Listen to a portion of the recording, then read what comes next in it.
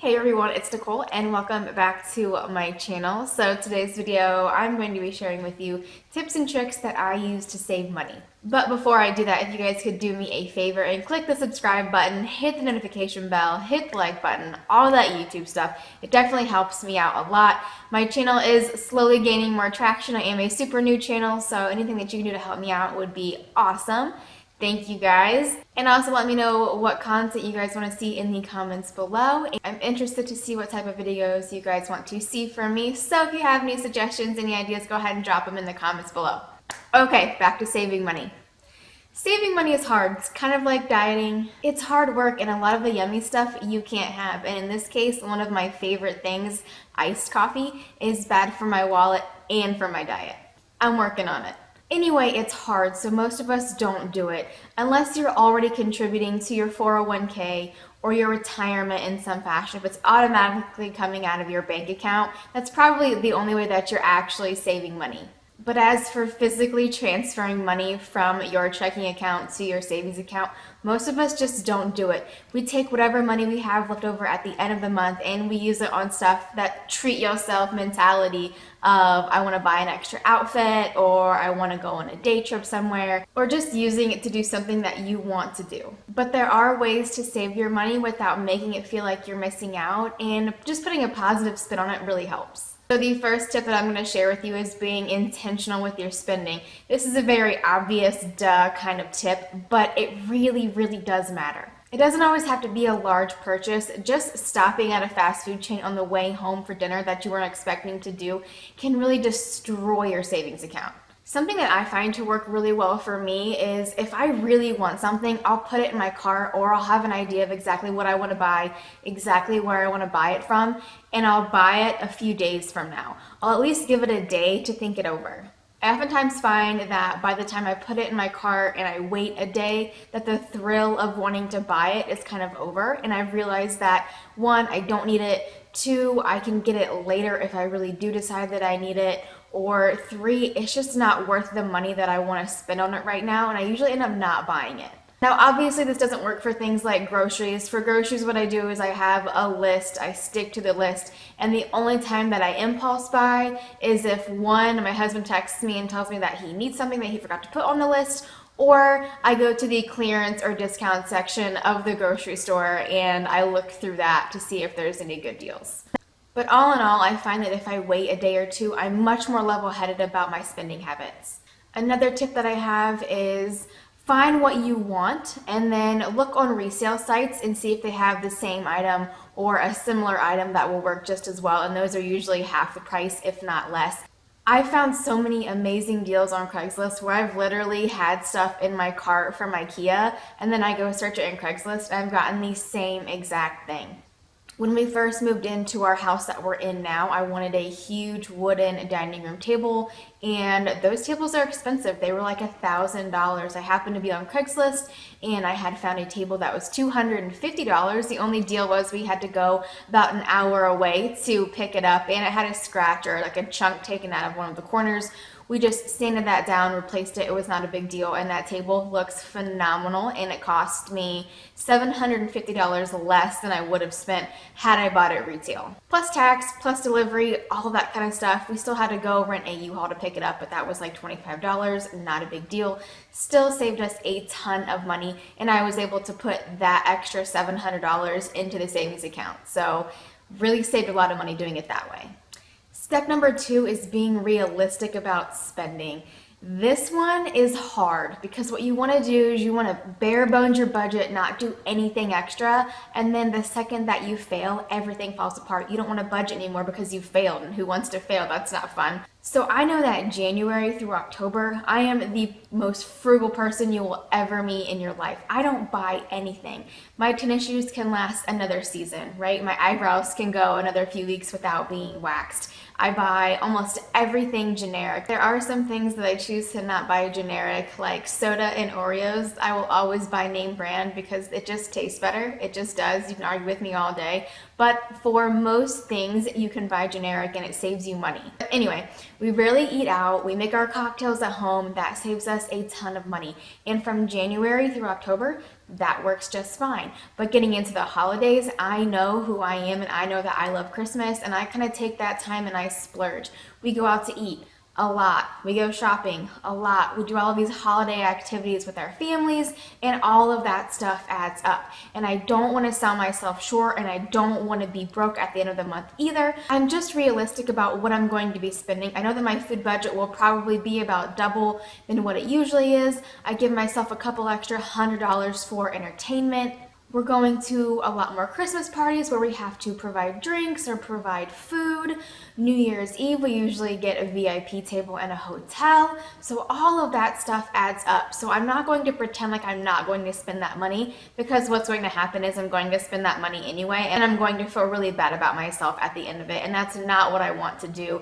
Being on a budget and saving money is about positivity and positive outlook for the future. And if I'm constantly telling myself that I'm just being an awful person by doing what I want, even though I've saved up for it, even though I've cut back in other places so I am able to spend money now, it still makes me feel bad at the end of the day when I go over budget. So I spend November and December going over budget a little bit, doing things that I want to do, and then back January, I am back at it. So just be realistic. And it may not be holiday season for you. It may be the 4th of July. That may be your thing. Maybe you know that you have a huge cookout every year at your house, and your food budget is going to be double, and you're going to have to buy decorations, and you're going to have to buy fireworks, and it's a big thing. That stuff happens. You just have to budget it in. You just have to be realistic with your spending. And that honestly just involves being honest with yourself. And if that means for a few months before that, you really aren't going out to eat, that you're not buying anything extra, so you are able to save that money to use it for something that you do need it for, that's all this is really about. I'm not really doing myself any favors, and you are either by lying to yourself and acting like you're not going to spend this kind of money, because you know you probably already are. So just do what you want to do within moderation. Of course, don't go out and buy a new car just because you want to buy a new car. But if you have a reason to use some money that you wouldn't normally use, just pull back from somewhere else. Don't go out to eat for a month, like I said. Don't buy any new outfits, no day trips, no wine, no vacation, something. And that way, when this is over, one, you've saved the money that you wanted to use for this particular project or for this particular time period, and afterwards you can just kind of hit the reset button and start fresh. Number 3 is probably my favorite tip. I've done this for at least the past 10 years, and that's how much time will it cost me?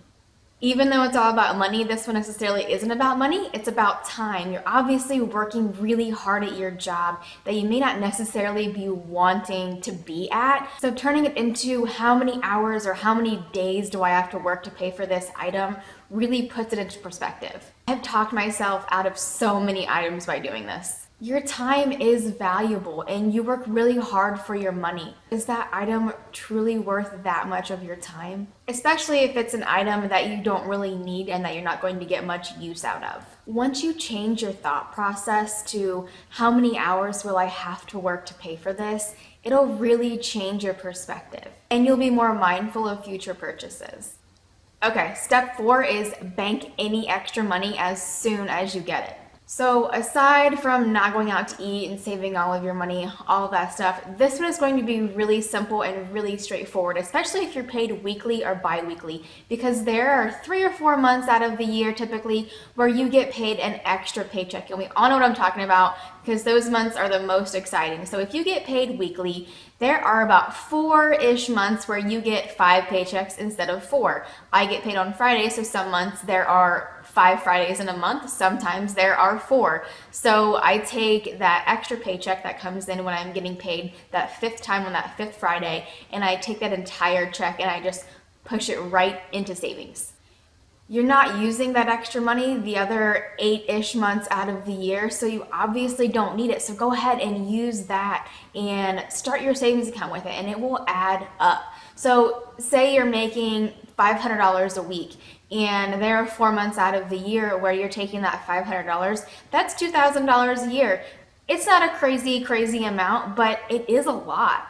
Plus, when you're coupling that with saving money from not doing other things, you can bank $4,000-$5,000 maybe in a year, and it's not really hard. And you're barely really trying because that extra check is just automatically going into your bank account. Plus, if you're using a high interest yielding savings account, that will really start your saving process too. And 10 years from now, that $5 frappe from Starbucks is $30 or $40. So it also makes you think in terms of, should I spend this $5 now when I know if I put it into savings, it'll be worth way more money in 10, 20, 30 years? Even though it's a small amount, those things really do add up. In tip number 5, this is a really weird one, but it works for me. I know people think that I'm crazy when I do it, and I still do it. So if I want something, what I do is I sell the thing that I'm replacing first so I can use that money. To purchase the new item. So like I said before, I put things in my cart and I go to Craigslist and see if there's something that's similar. Well, when we were moving into our second apartment, none of our decor matched really anything about the apartment. We had all white everything, kind of like I have now, but in this apartment, everything was darker. So we had a lot of decor that really just didn't match this space, and I wanted to switch it out, but obviously we were saving money for our house, so I wanted to get the best deal that I could. So I was on IKEA, and I had gotten the exact set that I want. I put it in my cart, and I go to Craigslist, and lo and behold, this college kid was moving out of his house, and he had the exact same set that I wanted, the exact same one. So we rented a U-Haul and we drove the half an hour into downtown, and there was a wine rack that also matched it from IKEA. He gave us that because it matched. He threw it in for free. There were wine glasses in there, and all of that came with it. So if I would have bought this from IKEA, it would have been like $500 because the table and chair were $400, and then with the really nice wine glasses plus the wine storage, it would have been like $500. But since I was able to find it used and he threw all this stuff in for free, I actually only ended up paying $200. But the cool thing was I had sold my other table and chairs that were all white on Craigslist before that. So I had $100 in my pocket. So really, at the end of the day, I only spent $100 of my own money because I had sold my set. So we didn't have to move anything out. People from Craigslist came and picked up all of their stuff, and we were able to just move that stuff right, and I didn't have to deal with having 2 sets of tables and chairs. And it was worth not having that extra set of tables and chairs for a few weeks. I don't even think it was a few weeks, it was probably just a few days, but it was worth it because I had that cash on hand and I was able to use that towards the purchase of something new. And then at the end of the day, that $400 table and chair, which I got for $200, was really only $100 out of my pocket because I had that extra money. So I was able to put that extra $300 that I would have spent buying it brand new into savings. So once you start changing your mindset and thinking about things a little bit differently, it's much easier to save. I know tip 5 is a little bit extreme, but it works for us. So it just depends on how crazy you want to get with all of this money saving stuff. I feel like I say that every single video. How much do you want to get out of it? How fast do you want to start saving? How fast do you want to get out of debt? There is no one method that works for everybody, so you just kind of have to take everything and tweak it to kind of make it your own. Saving money takes time. It's a conscious effort, and it's not always easy. But as long as you're staying focused and moving in the right direction, it will be worth it. Even if it's only $10, $20, $30 a month, start somewhere, start saving. It gets easier. You start pulling back and you're not even realizing it. And before you know it, you're saving hundreds of dollars, if not thousands of dollars every single month. And it really feels like you're not doing all that much. You're not scaling back on a large scale if you're driving by Starbucks instead of stopping there. That's $5 in your account, boom, right there. You do that 2 or 3 times a week, that really adds up. But that's it for me today, guys. So remember to make good choices. Don't listen to the voices because the only voice that matters is yours. Bye, guys.